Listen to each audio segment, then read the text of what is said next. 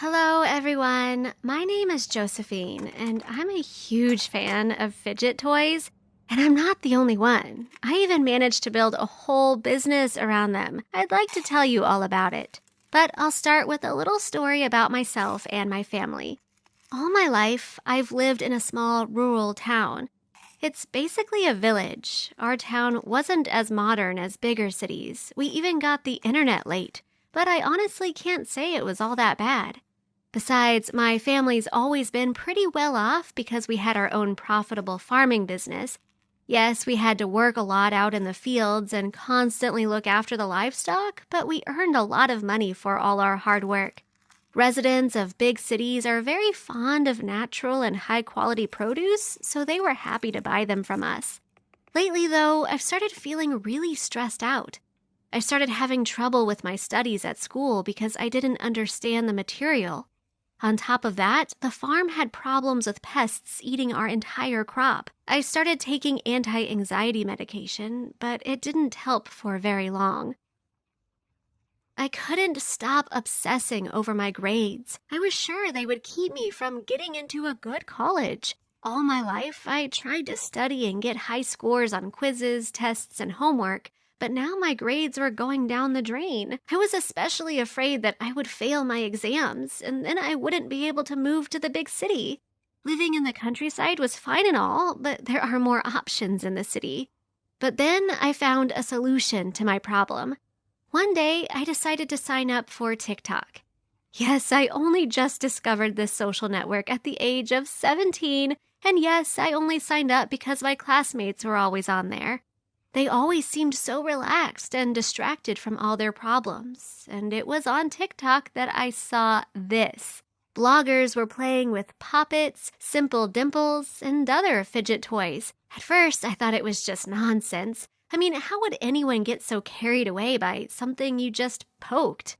But when I saw how much everyone seemed to like it, I decided to order a couple for myself. I had to at least give it a try. Believe it or not, the poppet really made me feel relaxed and distracted me from all my problems. As soon as I held it, I was caught up for the whole evening, poking my finger at the funny little bubbles. I even brought a poppet to school and continued to play with it while taking an exam. It's good that the teacher didn't mind. And I got a good grade on the exam. I couldn't even believe that I finally did well, and all because I was able to good grade on the exam. I couldn't even believe that I finally did well, and all because I was able to relax. The tangled mess of algebra suddenly became clear to me, all thanks to my fidget toy. I decided not to stop at just one poppet and ordered some other toys. I searched the internet and bought everything I found. I even found a poppet in the shape of Thanos' hand. The Infinity Gauntlet was not only covered in bubbles, but also glowed and made cool sounds. It was a rare and expensive specimen, but I was so anxious to get it that I didn't regret buying it for $10,000. In the end, I spent $100,000 on fidget toys. My parents were shocked when huge packages showed up on our doorstep. When they looked inside, they almost fainted. All they saw were ridiculous multicolored toys. I ran around the boxes excitedly. I was on cloud 9. But my parents weren't happy. Of course, I spent $100,000 on junk. They scolded me, although most of the money was mine. I saved it for years for something important, but I ended up wasting it on such a stupid little thing. But at that moment, I thought that this would be the thing that saved me from the stress that was keeping me from living my life. It was only later that I realized that I shouldn't have gotten so excited. I spent entire days playing with toys. I even blew off my schoolwork and my chores around the farm. I couldn't stop playing with them. Even a bad grade on a literature test couldn't tear me away. Something else finally got my attention. My mother got sick. She overworked herself so much out in the fields that she ended up developing a high fever. She couldn't get out of bed because her joints and back ached so badly. Of course, I couldn't leave my father to work the farm alone, so I had to stop poking my simple dimple and spend my days digging in the ground and looking after the cattle. The only place I could relax a little was school. I carried my fidget toys with me there. My classmates started to take an interest in my toys because I started making posts with them on Instagram and TikTok. Many of the other kids had never even touched a poppet before and thought it was a waste of money. I told them how much the toys helped me with my schoolwork.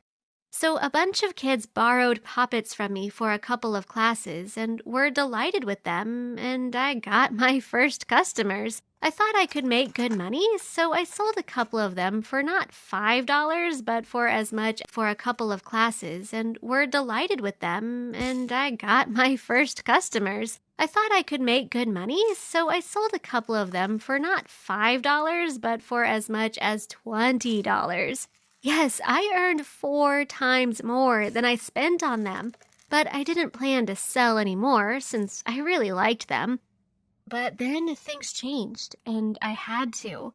Almost all of our livestock fell ill with some kind of rare infectious disease, and in a matter of days, they died. Plus, our fields were still in bad shape because my parents hadn't managed to completely get rid of the pests. We were going to be short on money because our income from the farm was going to be so low that season.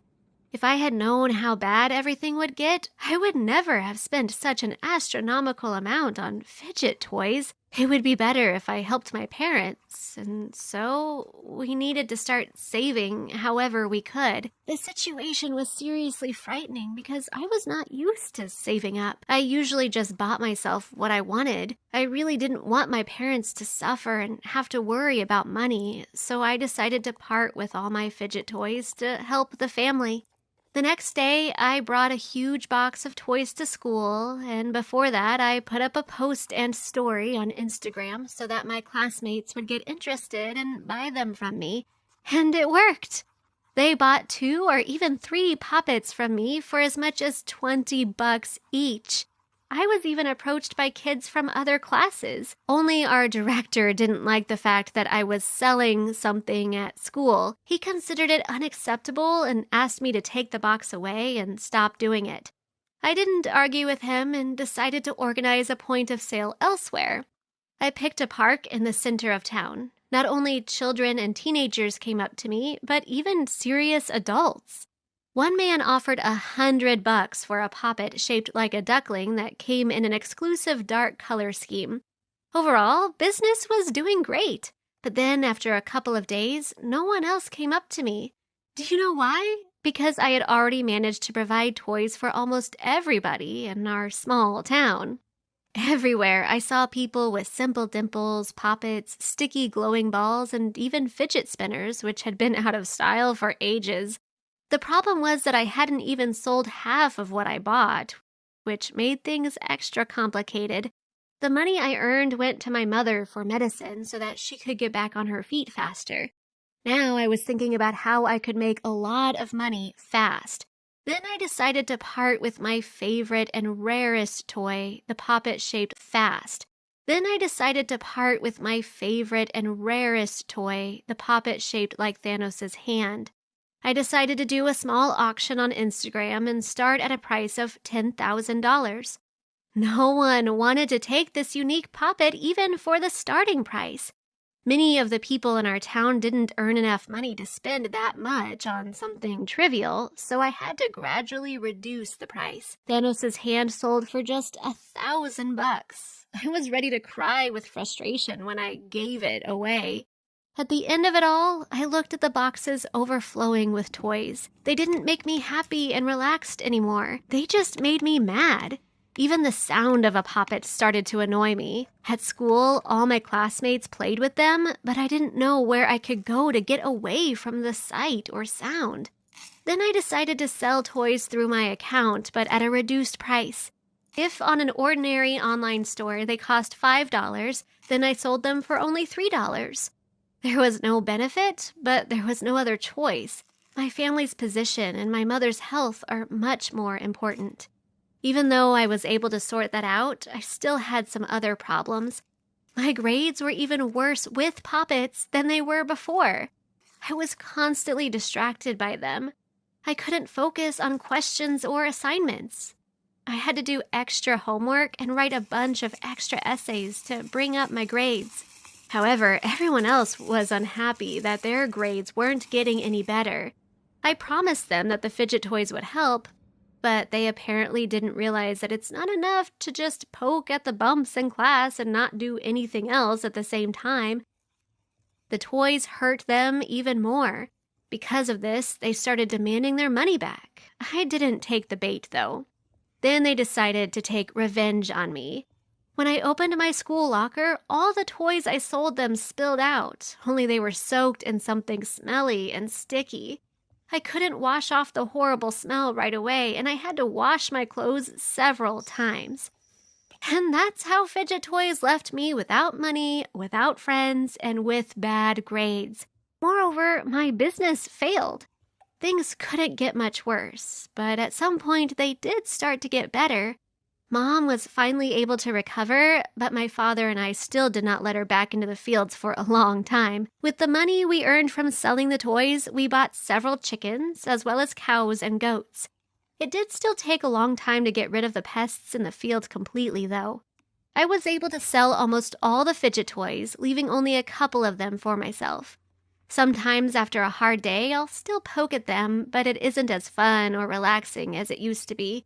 I realize that it's better to play with them in moderation. I was about to leave church when an old couple approached me. They looked very friendly and invited me over to lunch at a nice restaurant. There, they asked me if I already had a boyfriend. When I said no, I don't, they showed me a photo of their son and asked me if I was interested in going on a date with him. I responded, "He looks like a great guy, but this is a bit too awkward for me. If you come eat dinner with our son, we can pay you $1,000. And if you become his girlfriend, we can pay you much more." I had a bad feeling about this and wanted to say no, but I also needed the money, so I agreed. We all met up at the same restaurant the next day, and I took a seat right in front of their son. His name was Matthew, and he was really handsome. We talked for quite a while until his dad whispered into my ear, "You have to flirt with him harder. If you ask him out on a date, I'm gonna pay you another $2,000. "But why do you want me to do that? He's a handsome guy. I'm sure he can find a girlfriend himself." "That's the problem. Right now he's dating a psycho girl that has been arrested several times. You have to use your beauty to seduce him and steal him away from her. And if you're gonna become his new girlfriend, we're gonna pay you another $50,000 in cash." To be honest, I felt definitely attracted to Matthew, so I kinda enjoyed seducing him. I laughed about his jokes and kept smiling at him. But when I asked him out on a date, he said, "I'm sorry, but I'm already dating a girl." I didn't give up, though, and said, "That's okay, but can you help me move out of my apartment tomorrow? I need someone strong to help me." I could tell he was hesitant, but he was a nice guy, so he agreed to help me. Of course, there was no real move out, so I had to fake one. It was a complete waste of time and energy, but after he had brought all my furniture into a truck, I told him I had a special reward for him. I took him out for a private picnic in a small garden. It was very romantic, and I was wearing a very tight top. We were laying next to each other on the grass talking for hours. The vibe was so good I asked, "Can I lie on top of you?" "What do you mean?" And then I just went on top of him saying, "Sorry, my back hurts, I need a pillow." I could feel he enjoyed it, so he stayed like that until the sun set. Our date ended with us exchanging numbers, and just 2 days later, he called me up asking me out on another date. I gotta admit, I felt like a superhero. Not only had I successfully seduced a handsome guy, but I had also rescued him from a psycho girl. When we finally became an official couple, I went to his parents to collect my $50,000 reward. Fortunately, they gave it to me without hesitation, even though the dad asked me, "Will you continue to date our son?" I responded, "Probably yes, but I can't guarantee anything." "Look, you're the perfect woman for our son, and we would love to welcome you into our family. And if you're gonna marry him someday, you will never have to work another day in your life." "I'm sorry, but I won't marry someone for money." "Are you sure? If you marry our son, we can give you $500,000 as a wedding gift, and that's just the start." I really tried not to think about the money and only spend time with Matthew because I liked him. But the idea of never having to work again stayed in the back of my mind. And because Matthew was brought up with a religious background, he asked me to marry him after just 1 year of us dating. I immediately said yes, even though I can't say that I was madly in love with him. To make things worse, I still hadn't told him that his parents set us up as a couple. I was just too scared it would destroy our relationship. Once we were married, I enjoyed my new relaxed, rich life where I didn't have to work. But it got so boring after a few weeks that I quickly found a new job as a high school teacher. And it was so much fun, especially because I met Derek. He was a math teacher, and I could never stop laughing when he made fun of me for only being an English teacher. Spending time with Derek felt like magic, and that confused me. Had I made a mistake by getting married to Matthew? I wasn't sure, but Matthew was already trying to get me pregnant. He really wanted a child, but what he didn't know was that I was secretly taking the pill. And then Derek asked me out on a date. Of course I said no, but when he asked me why, I didn't tell him that I was already married and instead told him I was just too busy. When I arrived home that day, without thinking, I told Matthew that I wanted a divorce. Of course he was shocked. For him this came out of nowhere because he thought we were a happy couple. And I felt bad for him, but I